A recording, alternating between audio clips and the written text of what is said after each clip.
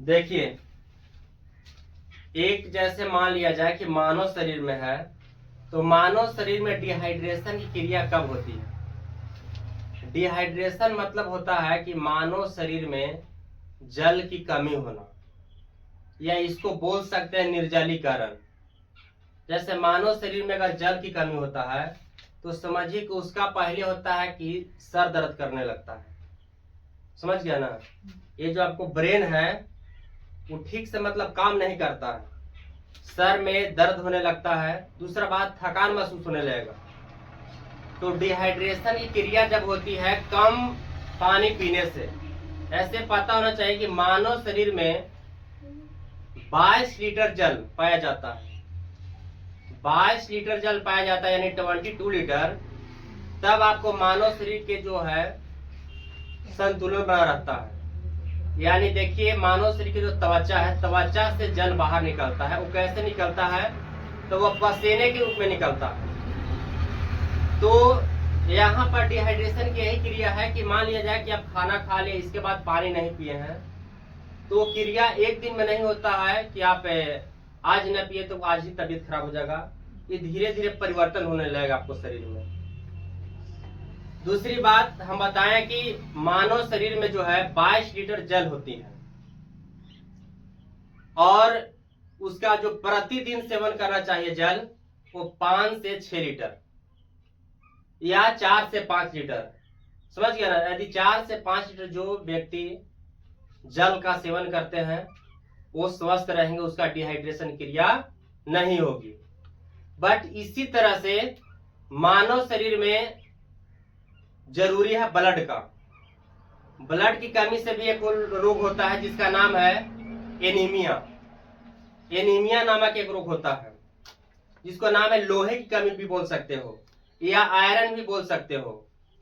देखिए, एनीमिया क्या होता है? जैसे मानव शरीर में अगर है तो ब्लड की कमी हो गया तो उसका एनीमिया रोग उत्पन्न होने लगेगा। क्योंकि मानव शरीर का जो है, स्वस्थ मानव के शरीर में 5 से 6 लीटर जल होता है। यानी कहेंगे कि 5 से 6 लीटर है आपको ब्लड, वो मनुष्य स्वस्थ है। बट इससे जब कम रहेगा, यानी 3-4 रहेगा, तो अस्वस्थ में आ जाएगा। जैसे देखिएगा, महिलाओं के जो शरीर में अगर हेमोग्लोबिन चाहिए वो 9 चाहिए था, लेकिन यदि 6 और 6 के थोड़ा बहुत अधिक रहता है तो उसको शरीर में यानी बीमारी घेरने लगता है। क्योंकि हेमोग्लोबिन इसको कितना चाहिए? 9 चाहिए। 9 नहीं मिल पाता है, यानी समझिए कि उस अवस्था में उसको क्या करना चाहिए सेवन? तो हरी हरी सब्जी, कुछ फ्रूट्स चाहिए, तभी उसका जो ब्लड है बन पाता है। तीसरा आपको है, जैसे हम बोले कि पूरा अगर शरीर का वजन है, मानव शरीर का जो वजन है वो 7% किसके हिसाब से? तो शरीर जो है ना, मान लिया जाए कि 22 लीटर जल हो गया, इसके बाद कुछ हड्डी हो गया, कुछ मांसपेशियां हो गया, तो पूरा मानव के शरीर के भार के हिसाब से 7% होता है। कौची होता है? तो आपको ब्लड होता है। 5 से 6 लीटर तो ब्लड होता है, लेकिन 7%, यानी समझिए कि 100 में कितना परसेंट। यदि मान लीजिए कि मानव शरीर का अगर पूरा शरीर फूला रहता है, इसके मतलब वो नहीं कि उसका पूरा शरीर में ब्लड भरा हुआ रहता है। ऐसे नहीं होता है। उसका सबसे ज्यादा मात्रा होता है जल का, क्योंकि मानव शरीर में जल होता है 22 लीटर। तो 22 लीटर ब्लड होगा नहीं ना, यानी उसका स्वस्थ रहने के लिए 5 से 6 लीटर ही आवश्यक है। और कुछ ऐसे होता है मानव में बीमारी, जैसे मान लिया जाए कि अगर आज टॉपिक अगर मानव शरीर पर है, तो एक होता है घेंघा नामक रोग। नाम सुने होंगे। घेंघा नामक रोग क्या होता है?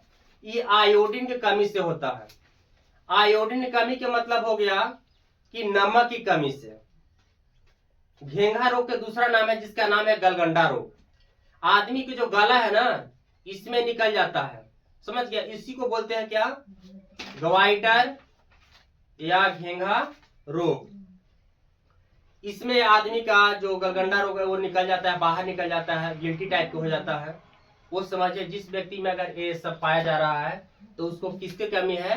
तो आयोडीन कमी है। और आयोडीन की कमी से घेंघा नामक रोग या घेंघा नामक रोग के बोलते हैं गलगंडा रोग।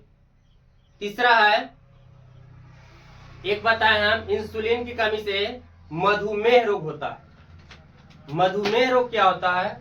जैसे मान लिया जाए कि चीनी रोग नाम सुने हैं, चिनिया रोग, वो सब होता है। अब देखिए, जिस व्यक्ति के अगर चिनिया रोग होता है तो उसको सेवन क्या नहीं करना चाहिए, तो प्रथम जो उसका है दायित्व बनता है कि वो आलू का सेवन ना करे। दूसरा आपको है कोई मीठा चीज नहीं खाए, और तीसरा में हो गया कि चावल का सेवन ना करें। यदि 3-4 चीज से आप बचते हैं तो समझिए कि शुगर को कंट्रोल किया जा सकता है।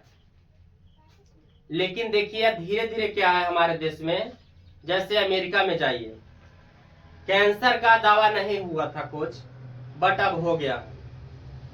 समझ गए ना? कैंसर, आपको पता है कैंसर कई एक तरीका से फैलता है। एक फैलता है गलत यौन संबंध से, और दूसरा होता है यदि कोई व्यक्ति मान लिया जाए कि हजामत बनने सैलून में गया, किसी कारणवश से उसका शरीर में से कोई पार्ट कट जाता है, कहीं कट जाता है, और कटने के बावजूद क्या होता है कि उसका ब्लड किस में चला जाता है, मान लीजिए कि ब्लड पर लग जाता है खून, और वही ब्लेड का इस्तेमाल जो बनाते हैं हजामत लोग, ठाकुर लोग, उसका किसी और में यूज कर देते हैं।